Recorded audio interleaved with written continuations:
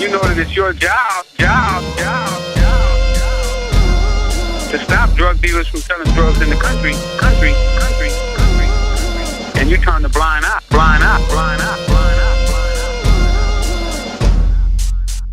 Push that poison in the bright sunshine. Who made noise from 82 to 89 and became the name all on their mind? Selling death to the deaf, dumb and blind, hard white to the Crips and the blood. Hello everyone and welcome to the RadioWHO podcast on WhoWhatWhy.com. I am your host, Guillermo Jimenez.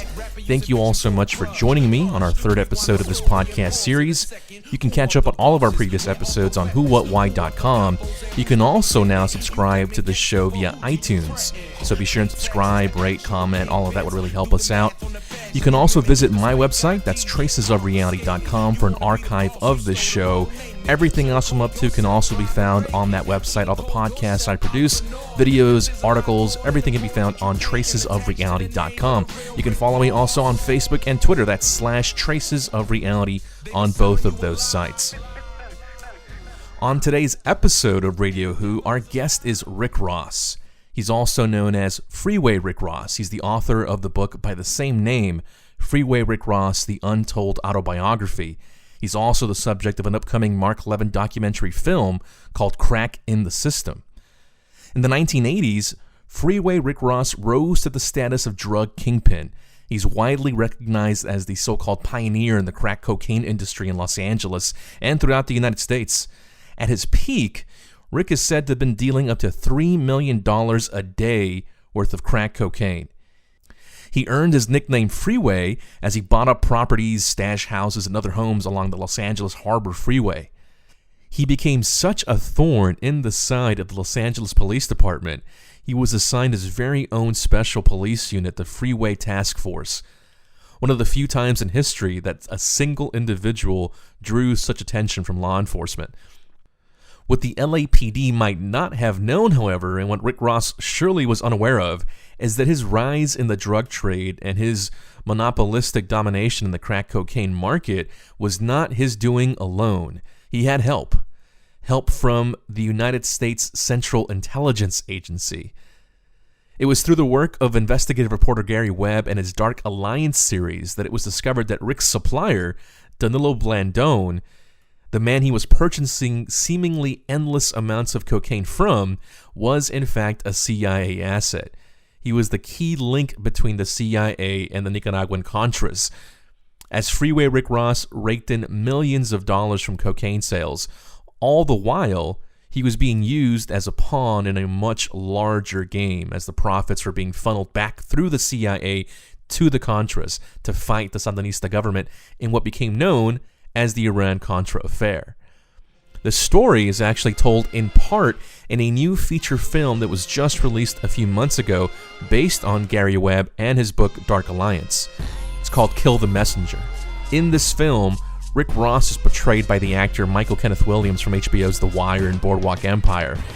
This is a short clip from that film recreating the moment when Gary Webb visited Ross in prison, and Danilo Blandone's connection to the agency is revealed to Ross for the first time. So what do you know about Danilo Blandone? I don't know. Oh, come on, Ricky. Danilo's gonna testify against you tomorrow. He's the witness they've been hiding. Man, ain't no way they flipped Danilo, man. Sit down Nah. and listen to what he has to say. They didn't flip anyone. Blandone was working for the government the entire time. You for real? Yeah. Look here, man, he was 1,000 times heavier than I'll ever be. I couldn't sell it fast enough to keep up with supply. Slow down. You mean demand? No, I mean supply. I was buying 100 kilos a week, selling $3 million a day, and still couldn't get rid of that inventory fast enough, man. It was raining coke. Allegedly, Ricky. Allegedly. Allegedly. Look here, man, I gave him $6 million a week, allegedly. That's impossible. Is it? How do you sell that much cocaine on the street? Look here, man, we used to cook it with baking soda. We called it Ready Rock. Powder was for rich folks. Look here, man, I was just the elf. Blandone, Santa Claus. I talked to Freeway Ricky Ross a short time ago to learn more about his own personal story. In this podcast, he tells me about his life growing up in poverty, his rise in that drug game in the 1980s, his perspectives on government and the CIA looking back now, and his attempts to reinvent himself now out of prison with the Rick Ross Music Group and the Freeway Literacy Foundation. Rick, thanks so much for joining me, man. How you doing? I'm good. How are you? I'm doing well. Glad we were able to do this. Rick, you have such a really interesting story to tell, and I think the most logical place for us to start today would be at the beginning. So I'm hoping you won't mind taking our listeners back a little bit to that beginning, back before you even earned the nickname Freeway, and start down this road that's led you to this where you are today. And so would you tell us a little bit about where you're from, where you grew up, and sort of how the pieces kind of came together that led you down this road?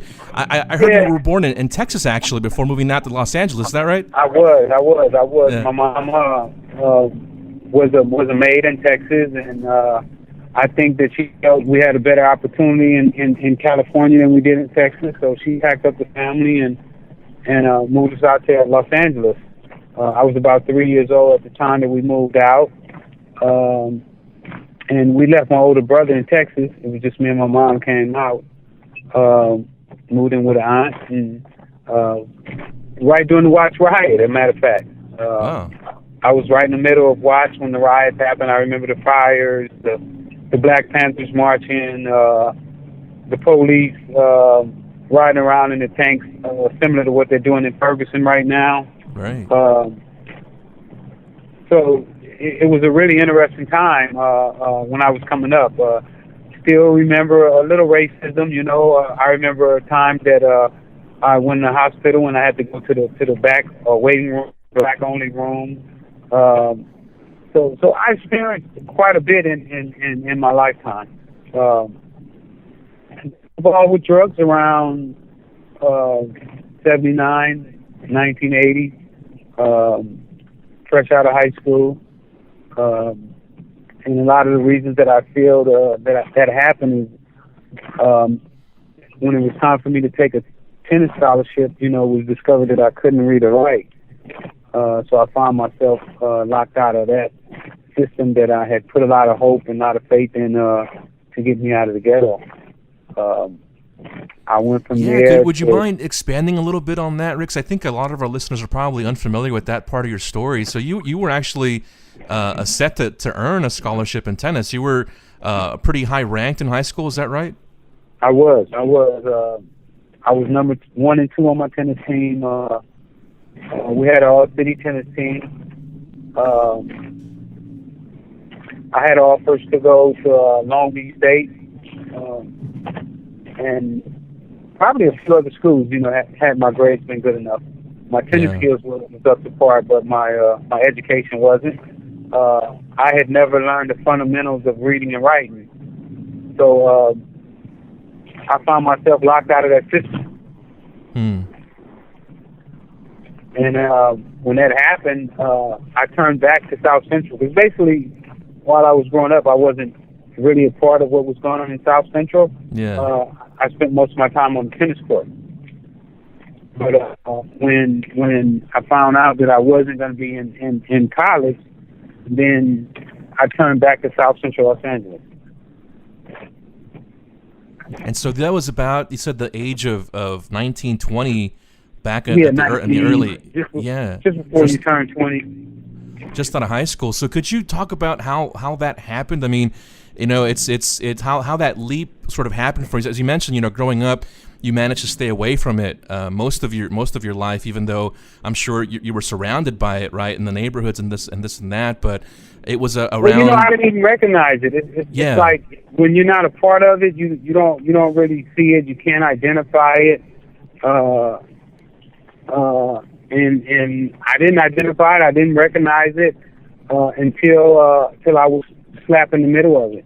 If somebody would have told me, a year or two before I started selling drugs that I wouldn't have believed it. Yeah. So when did that happen for you? As far as how did that transition for you happen? I mean, how does one get into that sort of business at such a young age and then rise to the levels that you did so quickly? Well, basically what happened is one day I was sitting on my porch and one of my big homies came and he called me and he was like, man, I got something I want to show you.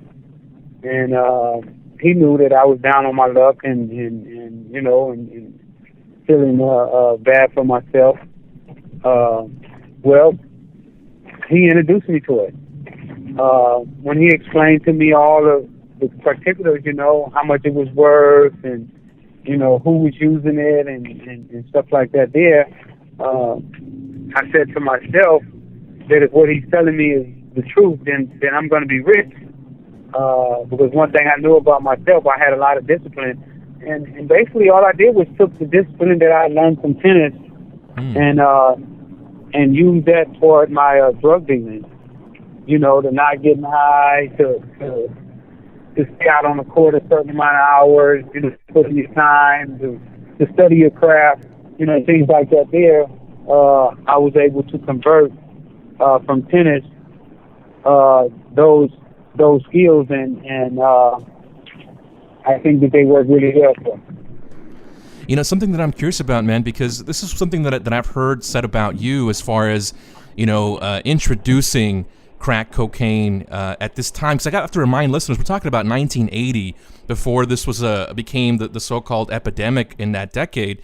And so, is that accurate to say? I mean, how did the idea sort of come together as far as turning cocaine into crack and selling it that way? Was that something that was already being done in the neighborhoods and things like this? It was a few people. It was a few people already doing it.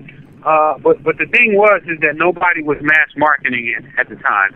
Right. You know, there were people getting high off of it, but nobody was really trying to monopolize the sale of it. And I think that that's where I came in, and I wanted to monopolize the sale. Everybody else was pretty much when I started, everybody was doing it was pretty wealthy. You know, the low people on the toilet was making $2,000 a week, and in South Central at that time, $1,000 a week was a lot of money. The average person probably made something like $250 a week. McDonald's, I think, was probably paying like $150 a week. So the people that were making $1,000 a week was pretty well off, and those were the people that was using it. So they wasn't really interested in making money from it. Gotcha. Now you mentioned money just now, and that the numbers that I've heard associated with you are pretty crazy. So I want you to clarify this for me. I heard something like $3 million a day at the peak, accounting for inflation. I mean, these are crazy numbers. I mean, how did that happen? As far as, you know, because this is, we're talking about a short amount of time, and again I mentioned early on in the conversation here when we got started about the CIA connection to all of this, and so was that a sort of pivotal? Did they play a pivotal role in how quickly this accelerated for you, or was that just, as you said, your sort of ingenuity and your sort of discipline in monopolizing this one product in this particular time at this particular place? How did that come together? Well, you got to give the credit to the CIA for getting me a top-notch product at a top-notch price. You know, they definitely have to give them that credit. And then on the other end, you know, you have to look at me and say, you know, well, he took that price and those benefits and he made them work. Because I'm sure that people who had that same opportunity who didn't capitalize on it. So talk a little bit more about when that connection was made. When were you introduced to the CIA in by way of Danilo Blandel? When did that happen exactly? Well, that happened about, I think, around 82-ish, 83-ish, when we first met. I'd seen him before that, but I had never spoke to him. And once we made that connection, you know, our price went down, and the quality of the drugs went up, which gave us a tremendous boost in profit. And the other thing, you know, that I noticed using is compound interest, where I took the money that I made off drugs and I put it right back into the business. Right.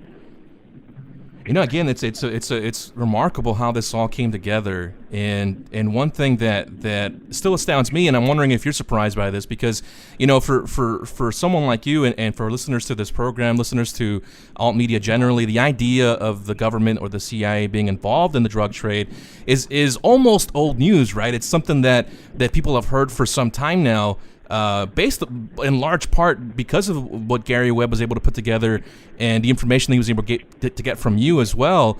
But are you surprised that people today, I guess a large part of the public, especially I suppose the younger generation coming up today, still has no idea this actually happened? Well, it is amazing. I think I heard Gary say it in one of his interviews, is that it's amazing that the CIA has admitted to being involved with drug trafficking, and nobody in America knows it. So it is absolutely astonishing that it has taken place like this. But the media has flipped from being news reporters to being puppets to the person with the most money. That's a good point. That's a good point. And I guess, from my perspective, I see it both ways. I mean, I see your point completely, and I totally, I would agree that the majority of the media is, bought and sold, bought and paid for. They pretty much play by, the script given to them by the establishment, the established parameters, and they don't really stray much from that. And they won't get into these topics, much of the large media. But I am encouraged by the fact that a lot more people these days know all about what took place in the 1980s, know all about what continues to take place today. I guess it would be naive to think the CIA ever got out of this game, that they're not involved in it to this day. But I'm encouraged by the fact that awareness is growing. And I can remember that I think the first time that I heard about your story specifically was back in 2007 when the documentary American Drug War came out, produced by Kevin Booth, and you were featured in that. And even before then, I've always been a fan of rap and hip-hop music, and as a kid growing up in the 90s, I remember distinctly one of the prominent themes in the music of that era was the idea of the CIA or the government purposely bringing in crack into the black communities. And so this idea has been floating around since even then in the public consciousness, in pop culture, by way of rap and hip-hop music. And, it was largely dismissed at the time by the mainstream public as just another one of these wacky, crazy conspiracy theories. But as it turns out, like we know now, it wasn't even, it wasn't a theory at all. It was a genuine conspiracy perpetrated by the CIA. And also an idea that I remember from the music as a teenager, not just the government bringing in the drugs for the money or for the profit necessarily, but also as a way to purposely damage the black community as a form of social control or even population control. So what would you make of that? What do you make of that idea, the idea of drugs, specifically crack cocaine, being used as a tool for social control? Well, no, I can't say that's what they were trying to do. Yeah. And I don't think that Gary ever said that as well. But what actually happened is that it had an effect on the black community that it didn't have on any other community. I think that the effect that it had is astronomical. Right now we have like 600,000 black men in prison right now for nonviolent drug offenses. The employment at an all-time high. People don't trust black men anymore at all. So I think that even that it wasn't targeted for that purpose, but at the end of the day, that's what wound up happening. Yeah, this is very true, and I think it has affected, at the very least, perspectives. I think you mentioned Ferguson here in the opening, and so much of that we can connect to this in a variety of ways. And I'm actually curious, man, from your perspective also, again, coming from where you're from, and based on what you've been through, these days, I guess the public at large in the United States is now finally realizing what the police are capable of, what the militarization of the police has the effect that has had on the country, and what the police are capable of in the streets. And so from your perspective, has that really changed very much, or as the awareness of it changed? The awareness has changed. I don't think that the police has necessarily changed. I don't exactly know what it's going to take, to get the changes and the results that we're all looking for. But right now, the state of Black America is almost sickening. The unemployment rate being so high, the murder rate, not only by police officers, but black on black crime is at an all-time high. So we as a people have to figure out ways to assist the people that need the help the most. That's an excellent point. Now, beyond your views on just the police, I'm wondering, having played a part in this massive CIA conspiracy, unknowingly playing a role in an admitted CIA plot, this is no longer even denied by the agency, but having been part of that and knowing what you know now, how has this affected your view on government generally and what the U.S. government is actually capable of? Well, now I double take everything that I see going on, and I try to figure out what is the cause and effect, and what is the long-term cause and effect. And I think that that's what we have to do as critical thinking people, not just look at today, 15 minutes from now, but look at 2 or 3 years from now to figure out what's the ultimate outcome. So, Rick, tell us a bit more about the things that you're up to now. Now that you're out of prison, you spent 13 years in jail. You were initially given a life sentence. That was reduced down to 20 years, and you were set free back in 2009. And since then, you've been trying to almost reinvent yourself in a way. So can you talk about the things that you're doing now? Well, the projects that I'm working on, I've got my movie I'm working on. I'm also working on a TV series. My autobiography just came out, Freeway Rick Ross, Untold Autobiography in his own words. Make sure you pick that up. My documentary, Freeway Cracking the System, we're going to be screening that tomorrow in Hollywood at the LA Film School. So if any of you out there, you want to come by and see it, come out and check it out. The literacy program, where I go around the country helping young people to read and understand what they read, and giving out books and so forth, like that. Then I got the record label. I also go around the country doing motivational speaking to colleges, the high schools, the junior high schools, and also have my T-shirt that I have out, which is the beginning of my clothing line. Freeway. So I got my hand in quite a few things. So you mentioned you go around the country to talk to young kids about this, to share your story. What is it that you say to these kids? I mean, what do you think they can learn from your experiences? Well, I learned to not sit back and let other people dictate the way you should be thinking and the way you should feel about anything. You should be able to feel for yourself. You should be able to feel for yourself, and as well as identify for yourself. Yeah, and that's the message you give to those people that you go out and you speak to. You give those motivational speeches to young kids about again to learn from your experiences. So I think that's very, very valuable thing. Again, given what you've been through, to share that with people and have them learn something, take something away from it. I can't let you go with at least bringing this up, because I know you've answered these questions a million times. So I appreciate you being patient with me, but I wouldn't be able to let you go without at least bringing up the subject, because I know that you mentioned the T-shirt earlier, and again the shirt that I've seen quite often is the real Rick Ross is not a rapper, and there's even a song by that same name that just came out a few weeks ago. Can you talk about that a little bit, man, as far as how that all played out? I know that there was even a lawsuit that went on back in 2010. How did all that shake out with the fake Rick Ross?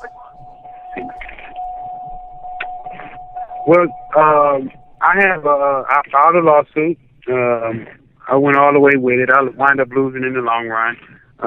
Not on legitimate grounds, I don't think, but at the end of the day, I lost, and I kind of threw my hands up with it. The guy beat me, in court, and I was done with it. It came to my attention that that we should settle our beef and come together and try to put something together. And I felt that he admires me so much that it would only be right if me and him sit down and try to put something together. That was pretty much it. Gotcha. Yeah, I guess for anyone who doesn't already know this, there's a rapper by the name that I guess doesn't even go by the name anymore. His real name is William Leonard Roberts. I think he even goes by Ricky Rose these days. And but basically took the name Rick Ross and took part of the image, part of the story, part of what was your life, and turned it into a rap career and made millions of dollars as a result from that. And so again, you took him to court. Hundreds of millions. Yeah, hundreds of millions of dollars off of your name, and rightly so. I mean, who wouldn't be upset by that, and who wouldn't want to confront the person who did that?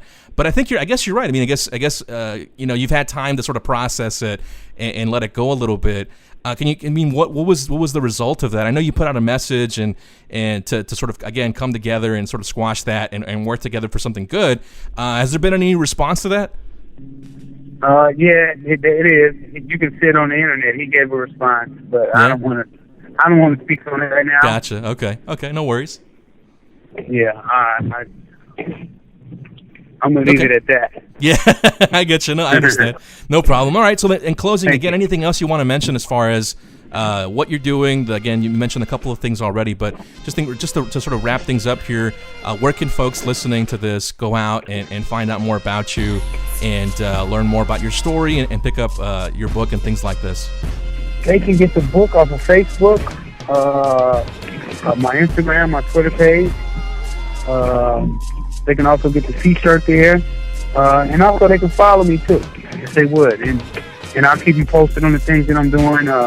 If they want to book me for a party or speaking engagement, they can get me on the same website. So tell anybody that want to get in contact with me to hit me up here. Excellent. And I want to thank you so much for the interview. You're graceful. Thank you. I appreciate that, man. Appreciate the time. Thanks so much for doing it. All right, take care. Okay, so again, that was Freeway Rick Ross, the real Rick Ross. And if you'd like to follow up with Rick, keep track of what he's up to these days, be sure and visit his website, IamTheRealRickRoss.com. You'll find the book and everything else there on that website. So again, I want to thank Rick for joining me. I want to thank you guys for listening, downloading, streaming, subscribing, doing all the things that you do. I very much appreciate the support. This has been the RadioWHO podcast. I am your host, Guillermo Jimenez. Thank you all for listening. Who are the bosses? Where are the weapons? Who are the capos and who's the lieutenant? You claiming gangster, but who do you threaten? Pay taxes to actual kingpins. Do the math on the fashion you mimic, cause fake IDs get confiscated. You wanna be the boss, you stole the wrong name. Should've called yourself Ronald Reagan. Should've called yourself Oliver North. Cause there's a lot more than the portrait you paint and attached to the name of the real Rick Ross. They've been selling you a lie, and the devil is alive. Sell drugs, get rich. Another rapper spitting bullshit. Schools closed, locked in. Killer cops occupied by the dope biz. Overdose to the double homicide. Bow your head cause a lot of people died and went away for just trying to survive. Motherfucker, cause the devil is alive. The devil is alive. Which one are you? The devil is alive, and there's a killer on the loose. That's not a boss, that's an actor. The real Rick Ross is not a rapper.